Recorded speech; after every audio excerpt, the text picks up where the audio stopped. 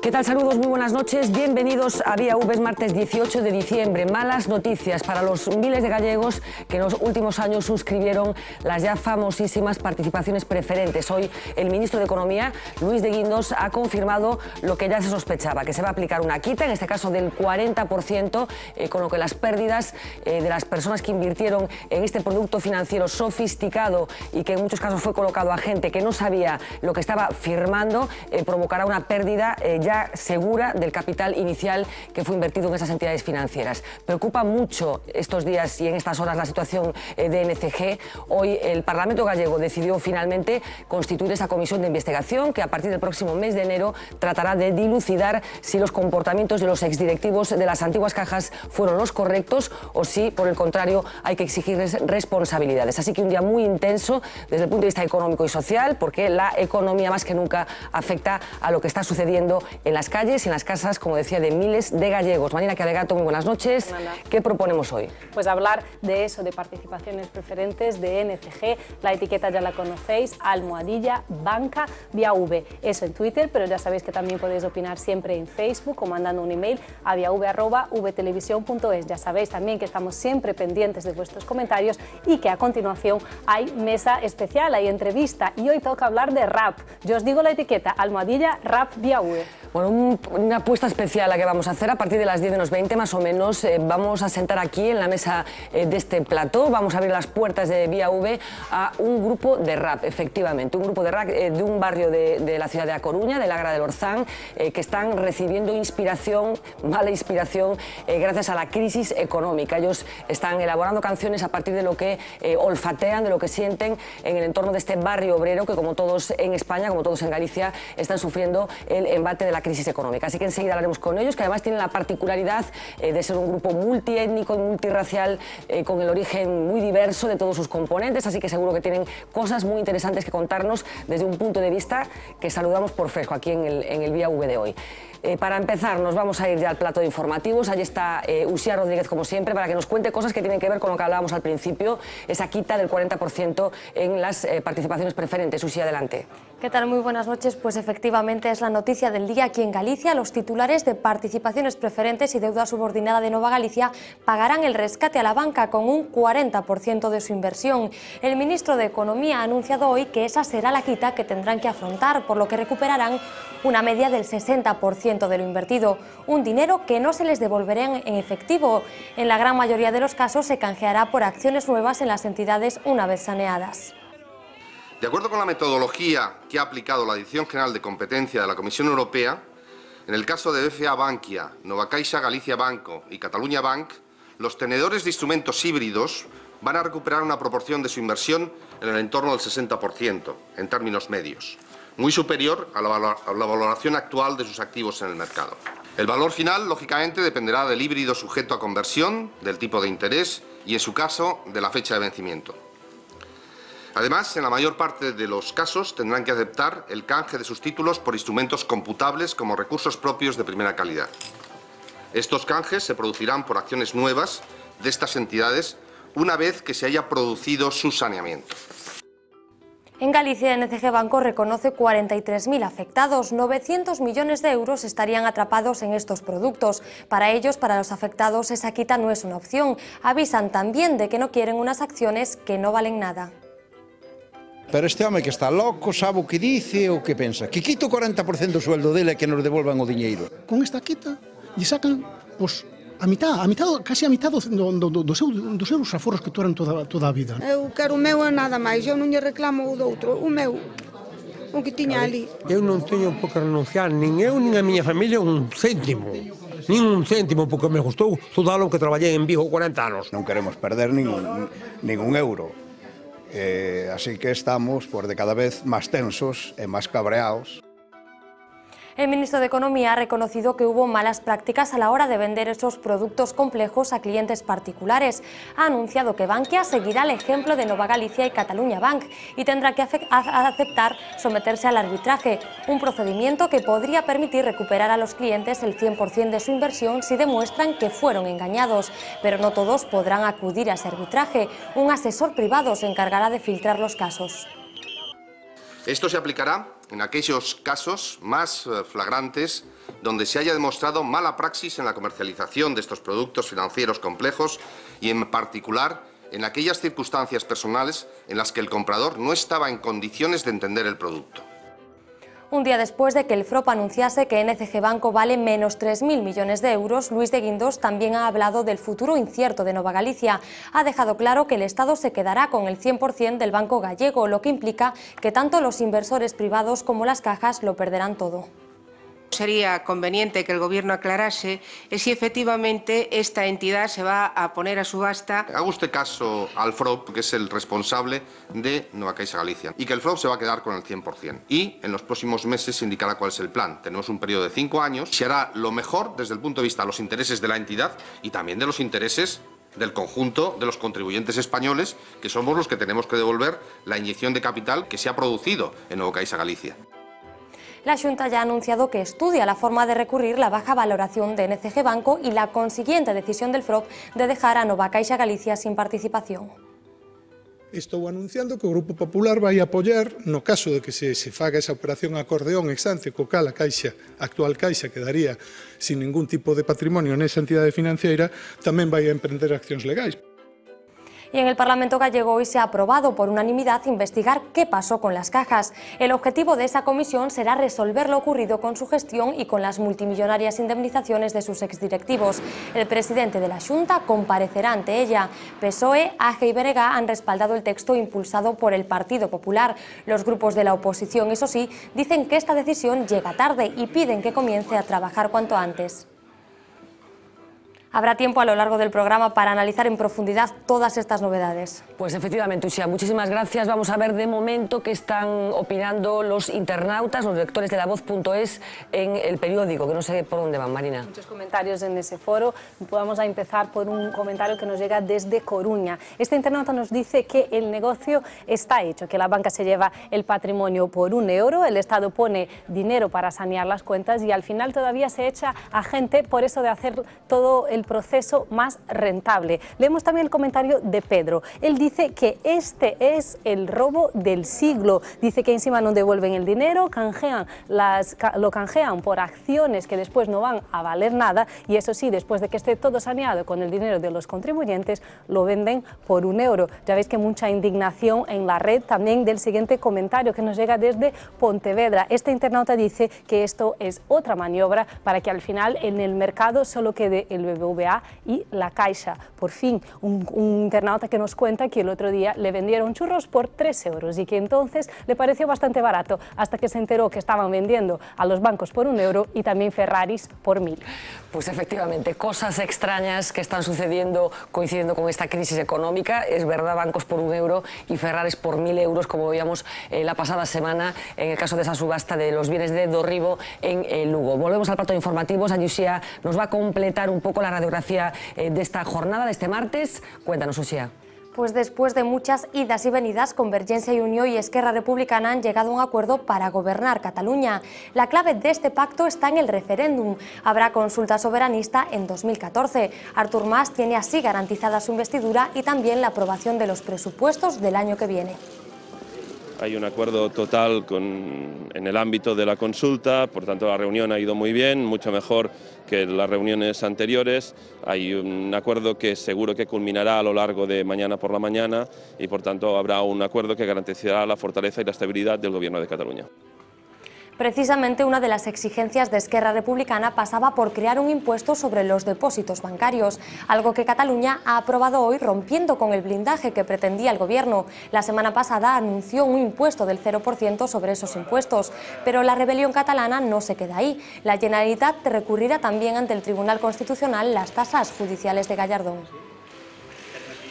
Mariano Rajoy llegaba hoy al Senado con una misión: defender su primer año al frente del Gobierno, y desde su tribuna hizo precisamente eso, una férrea defensa de todas sus medidas. El presidente tuvo también tiempo para presumir de haber cumplido con su programa electoral.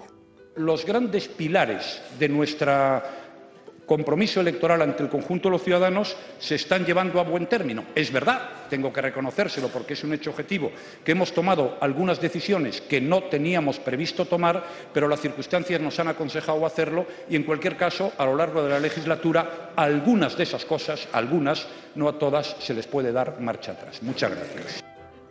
Mientras Rajoy defiende las reformas de su gobierno, Bruselas le pide que acometa más ajustes, unos recortes que, según la Comisión Europea, deberán continuar hasta 2020. Sus recomendaciones tienen a las pensiones como protagonistas. En el futuro no se podrán pagar si Rajoy no sigue retrasando la edad de jubilación. José Ignacio Wert volverá a discutir mañana con las comunidades autónomas su propuesta de reforma educativa. Será la cuarta y probablemente la última reunión que mantengan. Hoy el ministro ha vuelto a defender su polémica norma. Es absolutamente imprescindible una reforma de ese sistema educativo, que tenemos una proporción de rezagados muy importante y una proporción de alumnos excelentes que está, dependiendo de las competencias, entre menos de la mitad y menos de la tercera parte de la media de la OCDE y Europa, nos damos cuenta del problemón que tenemos encima. Y precisamente hoy ha nacido la plataforma Paremos la Ley Wert, impulsada por el exministro de Educación Federico Mayor Zaragoza. En unas horas ya ha recogido más de 90.000 firmas que denuncian el carácter antidemocrático de la norma. Aseguran que mercantiliza la educación y la utiliza como una herramienta de segregación y exclusión. Aquí terminamos este pequeño repaso a la actualidad del día. Nos vemos después otra vez, Uxía, al final del programa para que nos cuentes más cosas de este martes. De momento nos vamos a los periódicos digitales para ver qué están contando. Aquí en Galicia, como podéis imaginar, hablamos de participaciones preferentes. Vamos a empezar el repaso por La Voz de Galicia. El titular es el siguiente: los titulares de preferentes de NCG perderán en torno al 40% de su inversión. Noticia que ya escuchábamos en titulares. Y también la siguiente noticia que vemos en la portada, por ejemplo, del País, tiene que ver con Cataluña. CiU y Esquerra Republicana pactan celebrar el referéndum soberanista en el 2014. Seguimos con el repaso y seguimos con la misma noticia en el periódico El Mundo, que aporta un matiz. Cuenta que los líderes de CiU y Esquerra Republicana han cerrado los últimos flecos en torno al referéndum soberanista, pero también a los presupuestos. Siguiente periódico, la misma noticia, el ABC. El titular es el siguiente: Mas y Junqueras sellan su pacto y fijan la consulta para el año 2014. También encontramos la misma noticia en el periódico digital El Confidencial, que aporta un matiz. Dice: Mas se garantiza el apoyo de ERC a costa de celebrar el referéndum en el 2014. Cuentan también en el Confidencial, en la portada, que lo que han hecho ha sido incluir una cláusula que permitirá posponerlo de mutuo acuerdo. Pues por estos derroteros van los periódicos digitales, como vemos, muy centrados en el asunto de Cataluña, esa consulta soberanista que en estos momentos parece ya tener fecha, la del próximo año 2014. Vamos a hablar de cócteles un momento, pero no de cócteles de Navidad. Paco Ríos nos va a hablar de cócteles Molotov.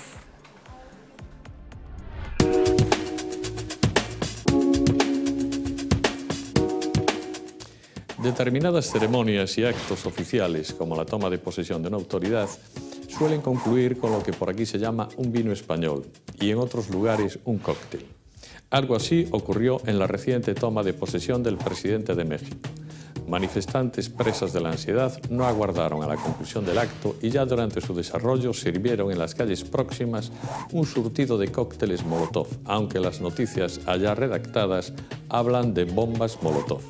Efectivamente, el cóctel Molotov es una bomba incendiaria de fabricación casera.